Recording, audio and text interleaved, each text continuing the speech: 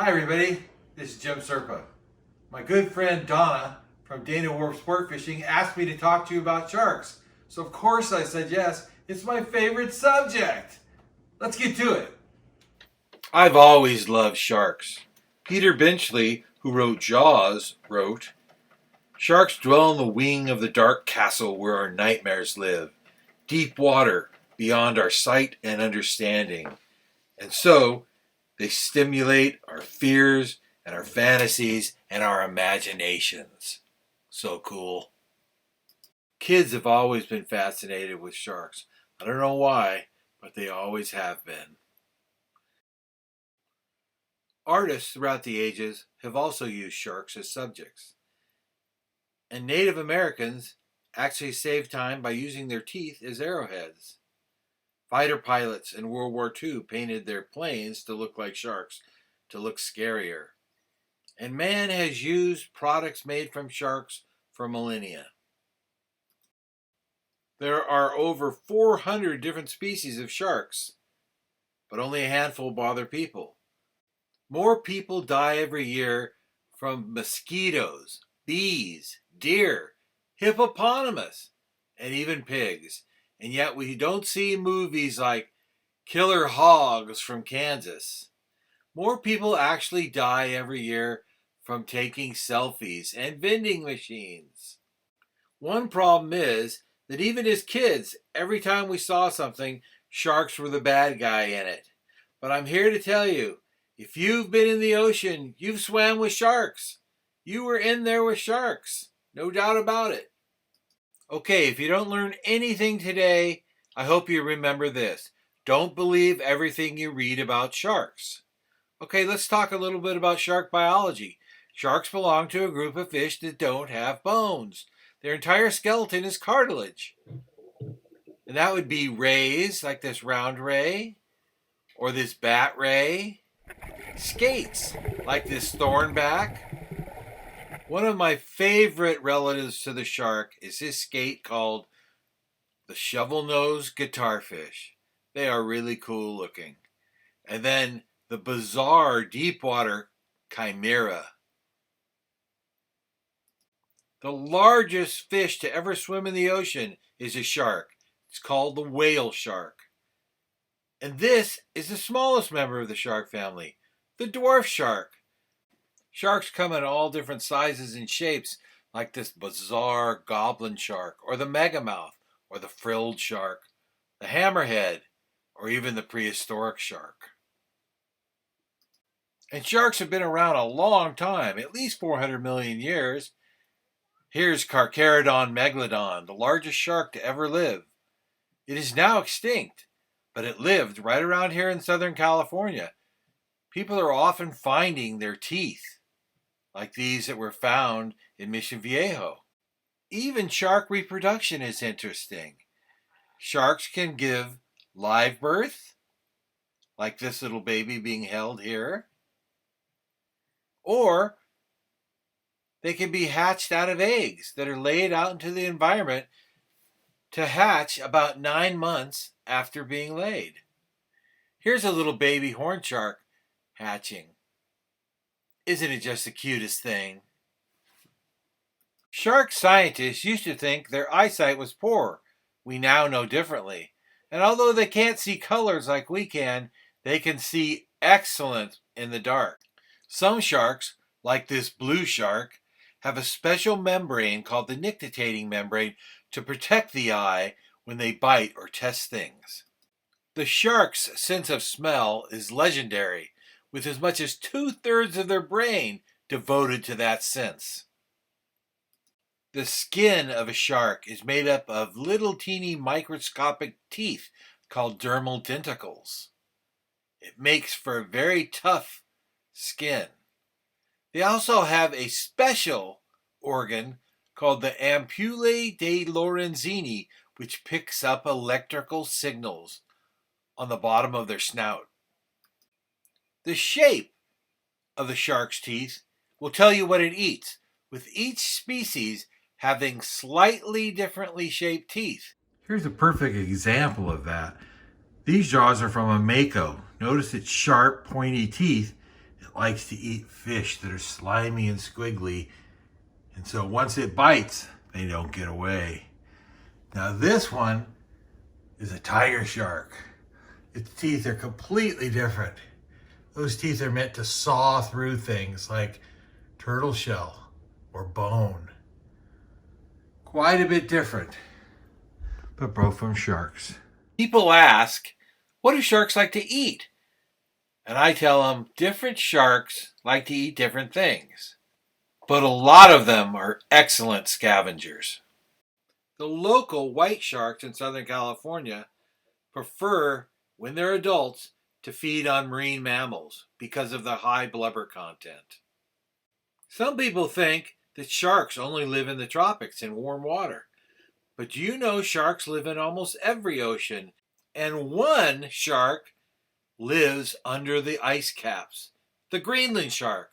What's cool about this shark is that scientists think it can live maybe up to 500 years. One of the most common questions I always get is, what are the most likely sharks we would see around here? Well, one would be the angel shark, although we don't see him as much as we used to. The swell shark is another. It likes to blow itself up with water when scared. The smooth hound likes to live in the surf zone and is very skittish. The cute little horn shark, named for horns that are right in front of his dorsal fins, like in this picture.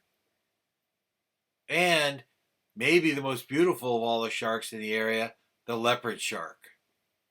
You can go down in La Jolla and snorkel with these sharks certain times of the year and be in the water with dozens of them with no fear for yourself. If you make too much noise, they get scared and swim away. The thresher shark, with its incredibly long tail, lives offshore in these waters. The basking shark, another filter feeder like the megamouth and whale shark, has been spotted the last couple years in fairly large numbers for us. How about the blue shark with its beautiful blue coloration? It's an offshore species. And the fastest and maybe smartest of all the sharks, the Mako shark. Really cool razor sharp pointy teeth on this guy. And now everybody's favorite, the white shark. We've been seeing these more and more in the last few years with lots of different reasons that we'll get to in a few minutes. For years and years, this is what we saw, dolphins in the surf. But now the new normal is dolphins and sometimes sharks. People do get attacked every now and then. It's pretty rare though, and normally it's surfers or swimmers. Scientists think that it's possibly because of a mistaken identity. This is what the shark would see. For years, I was able to tell everybody, no one's ever been attacked in our area of Southern California, but that's not the case anymore. In the last few years, 2 different women were attacked, but both have recovered, and both are extremely brave women. Some places around the world, like Western Australia, have a much bigger problem with shark attacks than we do. California is 3rd in the United States for a number of attacks. Another big question I always get is, what are the most dangerous sharks? Well, here's my pick. Oceanic whitetip. Lives in the middle of the ocean, very aggressive, and you would never see it close to shore. The tiger shark, a tropical species, one that has been known to bite people. The bull shark, maybe the most dangerous of all the sharks, known to swim into fresh water and is highly aggressive. It also has the annoying habit of liking to swim in very shallow water. And then there's the white shark, which was responsible for both of those attacks on the women I just spoke about. We've been seeing more and more of them, and here's probably the reason why. One of the reasons is the ocean is healthy. Another, white sharks have been protected for 25 years, causing increased numbers and more breeding females. Marine mammals have been protected since 1972, and that's the favorite food of adult white sharks. Inshore gill nets and longlines have been banned for many years. More people in the water. The water's tended to stay warm for the last several years. The whale population has gone up, which means more dead whales and more dead whales floating around for them to scavenge. And places like Guadalupe Island are getting overcrowded, forcing some of the other sharks out, and they need to find a place to live, and we look pretty good to them. Now, sharks may be apex predators, but they do have their share of enemies. And the number one enemy is man. We kill over 100 million sharks a year, mostly for things like this, shark fin soup, but also as bycatch. We're also destroying things they like to eat in the ocean and ruining parts of the habitat they depend on to live. We are still polluting the oceans, unfortunately, but there is some good news. We're seeing certain populations rebound, and ecotourism is making millions of dollars for places that didn't have other ways to make money. And who can forget Shark Week? The number one week on the Discovery Channel every year. People look forward to it. We're doing lots of research, and a lot more needs to be done. Here's us tagging a shark a couple years ago off Dana Point. You got a good shot, I'm taking. Yep, we'll get it. We got it. Very nice. Yeah. Well done. And sharks aren't the bad guy all the time anymore. Let's just hope that on our watch, we don't lose this magnificent animal to overfishing. That would be so heartbreaking. I don't even want to think about it. I hope you learned something today, had fun, and you're not so afraid of sharks anymore now that you know the truth. Bye for now.